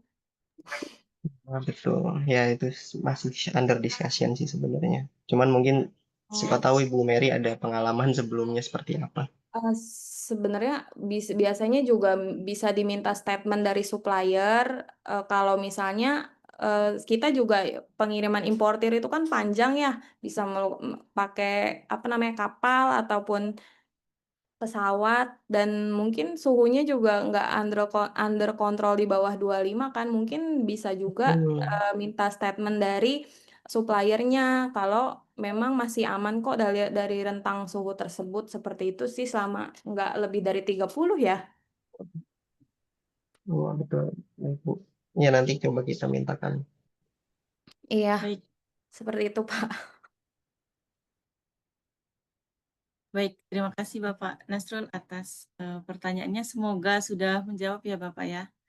Terima kasih. Mungkin nanti jika ingin konsultasi lebih lanjut bisa konsultasi dulu dengan kita melalui admin, nanti mungkin bisa diarahkan ke konsultasi lebih lanjut seperti itu. Terima kasih juga kepada Ibu Mary atas jawabannya. Mungkin dari Bapak Ibu sekalian ada yang ingin bertanya lagi, silakan masih ada waktu.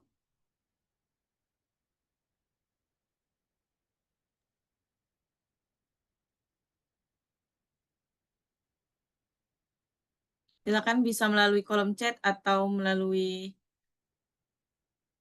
langsung bertanya, raise hand silakan.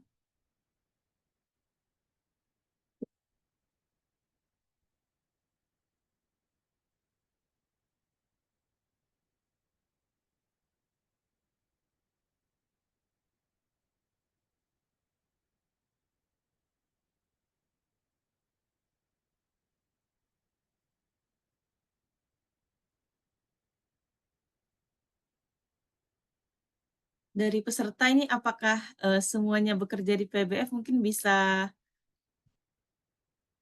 jawab di kolom komentar teman-teman, apakah ada yang mahasiswa atau baru tertarik nih sama PBF, jadi bisa langsung tanya-tanya ke mentor kita. Silakan.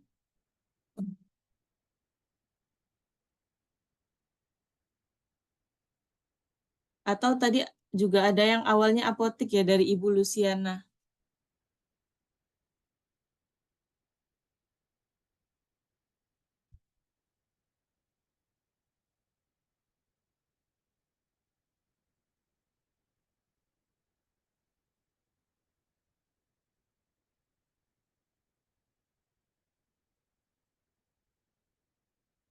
Masih ada pertanyaan teman-teman? Jika sudah cukup mungkin bisa kita tutup untuk pertemuan pada pagi hari ini.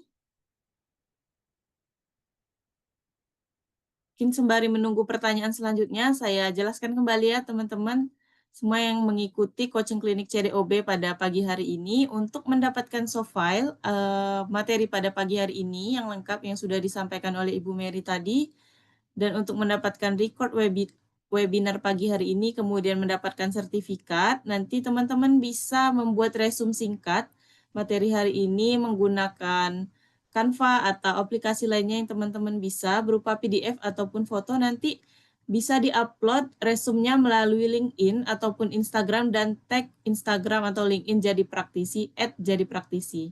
Kemudian untuk batas waktu pengumpulannya hingga Jumat 30 Mei 2025. Setelah itu akan kita informasikan benefit yang bisa teman-teman dapatkan. Mungkin itu saja untuk pertemuan kita pada pagi hari ini. Jika sudah, mungkin ini ada satu pertanyaan lagi ya Bu ya, terakhir ya, dari Ibu Luciana. Kan tadi background-nya sedang bekerja di apotek. Kemudian pertanyaannya gimana Kak kisi-kisi buat kerja di PBF gitu. Mungkin sebagai permulaan dan mungkin boleh tahu apakah Luciana fresh graduate atau sudah lama lulus Kak? Mungkin bisa bantu untuk on mic.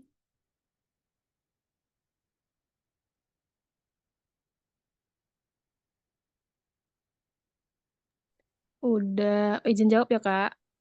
Ya, Udah silakan. dari 3 tahun, Kak. Sudah Tapi 3 tahun iya, di tapi apotek ya berarti ya, iya, layanan? sekiranya gimana, Kak? Maksudnya kan dari klinis nih mau pindah ke pengen cari pengalaman di PBF gitu. Makasih. Ya, terima kasih. Mungkin sambil menunggu Bu Mary, eee, dari saya jadi praktisi juga mau cerita ya, kemarin itu juga ada,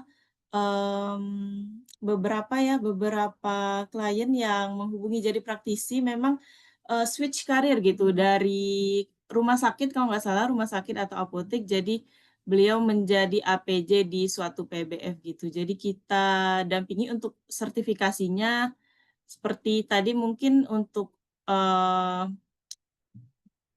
apa ya, cerita tentang switch karir dari klinis ke distribusi, juga ada beberapa kok Kak yang seperti itu gitu, yang konsultasi bersama kita jadi praktisi.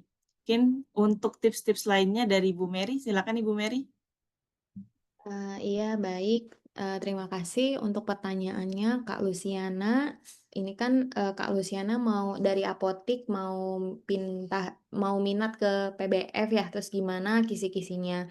Kalau kisi-kisi dari saya sih, tergantung apa namanya, PBF-nya ya Kak. Syukur-syukur kalau PBF itu bukan baru banget gitu. Jadi kalau PBF-nya udah berjalan kan bisa serah terima Halo Bu Mary, mungkin suaranya terputus Ibu. ya sama APJ lamanya, terus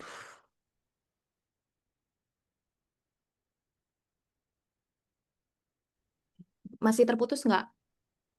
Halo? Sekarang sudah ada Ibu, sampai tadi sampai APJ lama. Apakah masih terputus? Oh, jadi, tergantung PBF-nya ya, Bu, apakah PBF baru ataukah PBF-nya itu sudah berjalan. Karena kalau PBF-nya itu baru banget dari nol, itu memang tantangannya itu sangat-sangat luar biasa ya, karena kan harus sertifikasi seperti itu. Karena kalau misalnya PBF-nya itu sudah berjalan, itu kan, enak ya kita bisa serah terima sama APJ lama gitu, karena kan APJ lama itu seharusnya di PBF itu nggak boleh resign sebelum ada APJ baru ya, jadi harus ada serah terima, bahkan juga, ketika APJ lama itu cabut SIPA kan harus ada BA berita acara serah terima tugas dari APJ lama ke APJ baru ya, terkait dengan SOP, kemudian juga data-data formulir-formulir kegiatan lainnya, seperti itu sih. Kemudian juga jangan lupa ketika mau jadi APJ di PBF itu tentunya harus memiliki sertifikat pelatihan CDOB ya terkait dengan 12 aspek CDOB, karena itu biasanya kalau misalnya ada audit rutin, itu biasanya akan dimintakan oleh BPOM bukti pelatihannya. Jadi bukti pelatihan eksternal berupa sertifikat seperti itu. Kemudian karena Ibu pun salah satu tugas Ibu pun sebagai APJ perlu melatihkan materi-materi CDOB ke karyawan-karyawan lainnya, tim-tim PBF-nya, seperti itu. Jadi kalau misalnya kalau kayak kisi-kisi kayak misalnya interviewnya sih ya pelajari aja terkait dengan CDOB, seperti itu sih kurang lebihnya. Kemudian mungkin kalau, apa namanya, harus update regulasi juga karena kan Ibu sebagai APJ itu, sebagai regulatori ya di instansi PBF-nya seperti itu. Jadi harus upgrade terkait dengan regulasi, kemudian juga terkadang BPOM juga suka mengadakan pelatihan-pelatihan terkait dengan CDOB seperti itu. Jadi itu aja sih kisi-kisi dari saya. Baik, terima kasih Bu Mary. Apakah sudah menjawab Kak Luciana? Sudah, Kak. Kalau tanya lagi boleh nggak, Kak? Boleh, silakan. Kan, kemarin kan saya coba, kan kemarin kan ada, Infolocker juga kan, Kak. Terus saya coba masukin itu di kayak di, PT Wings gitu loh, Kak.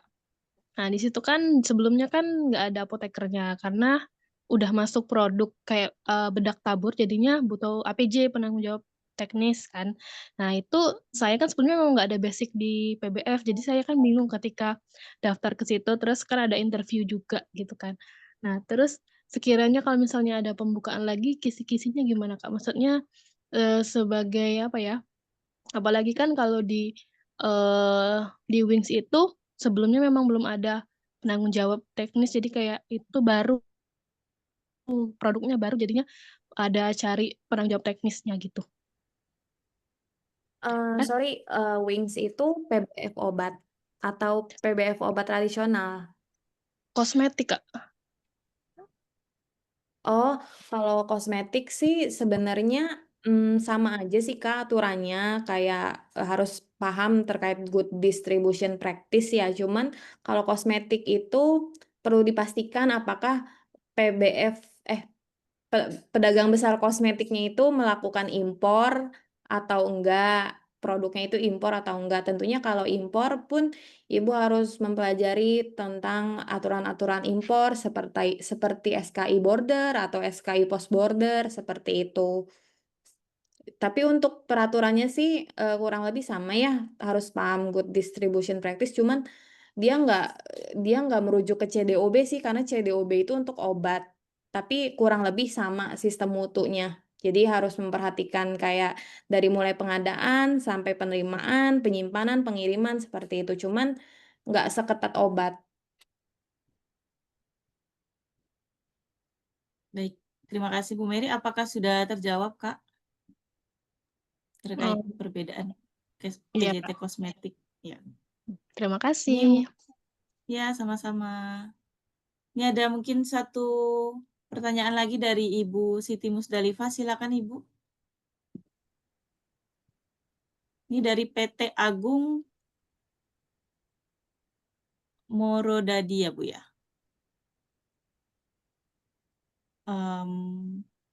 Apakah suara saya terdengar Ibu? Mendengar. Ya, silakan Ibu Siti. Sudah on mic tapi belum ada suaranya.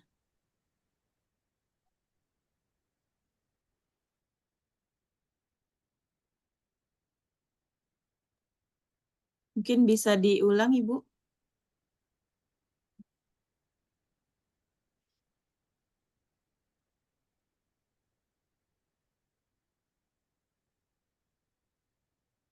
Baik, silakan Ibu. Mungkin melalui chat saja.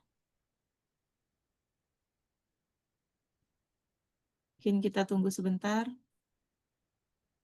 Tahu dari teman-teman juga yang di sini ada yang berencana untuk mengimpor produk kosmetik atau obat tradisional ya Ibu ya, kita juga ada pelayanan konsultasinya gitu. Untuk pendaftaran SKI ya Ibu ya, surat keterangan impor.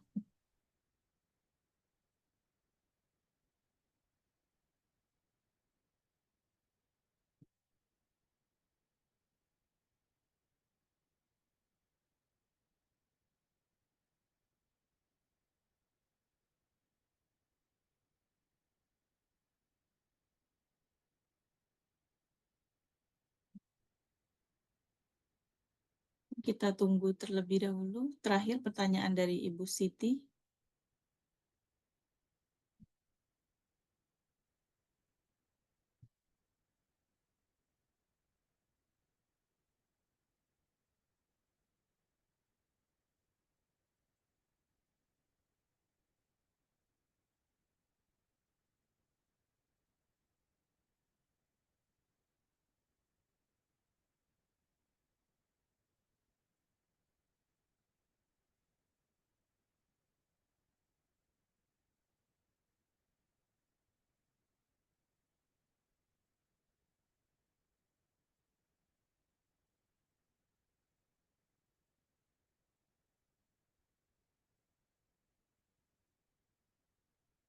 Apakah sudah bisa Ibu? Atau langsung on mic saja Ibu Siti? Jika sudah tidak terkendala jaringan? Atau bisa kita lanjut? Oh ya, ini pertanyaan terakhir ya Ibu Mary ya. Dari Ibu Siti dari PT Agung Morodadi ya tadi. Izin bertanya, saya sebagai pemula pengalaman di industri PBF baru buka ya Ibu ya. Kebetulan PBF atau PBK ya Ibu? Ini PB kosmetik ya. PBK tuh PB Ya, kosmetik ya Bu Siti. mungkin bisa dibantu Ibu. Kebetulan PBK-nya baru banget. Saya izin bertanya, apakah APJ harus ada sertifikat CDOB seperti halnya PBF? Silakan Ibu Mary dibantu. Kalau untuk PBK sih enggak sih Bu, enggak perlu.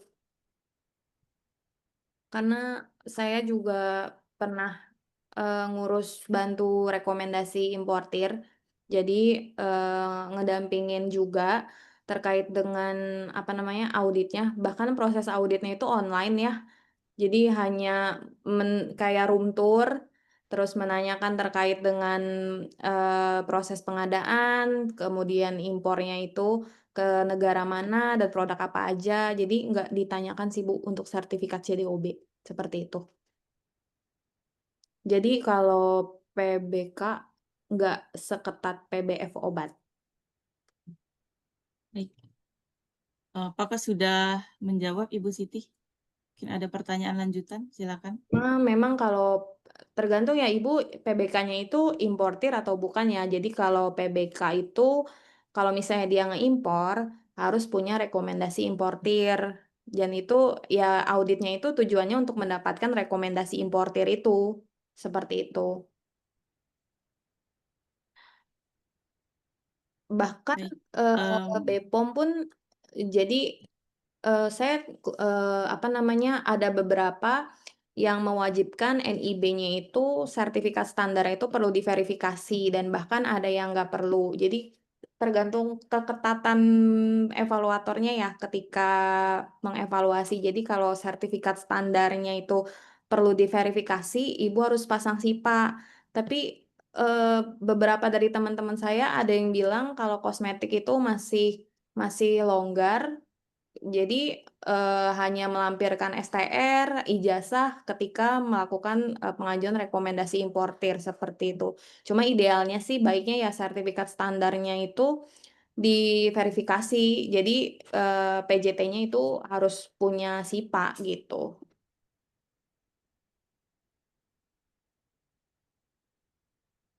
Baik. Apa Apakah sudah menjawab Ibu Siti?